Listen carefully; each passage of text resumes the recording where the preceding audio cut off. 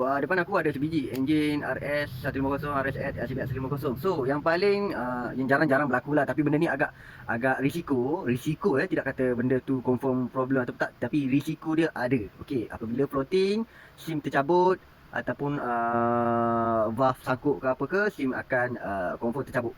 Okey, korang nampak tak satu SIM ni dia bergoyang-goyang. Puncanya kalau korang tengok valve dia, bontok dia punya valve dia ni, dia bulat tau. Okey, yang kita nak yang macam ni. Dia petak. Okey, kami dulu lah Ini bulat, ini petak.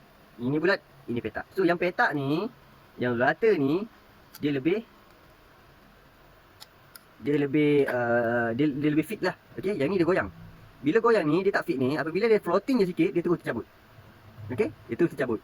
So korang kena tengok masa korang drain valve ataupun masa korang terima heat tu, ataupun korang tengok terus dia punya valve untuk pakai sing, wajib kena ada bontot yang rata. Tak nak yang bonjol ke, yang berbukit ke, tak nak. Kalau korang pakai jenis tepek, tak ada masalah.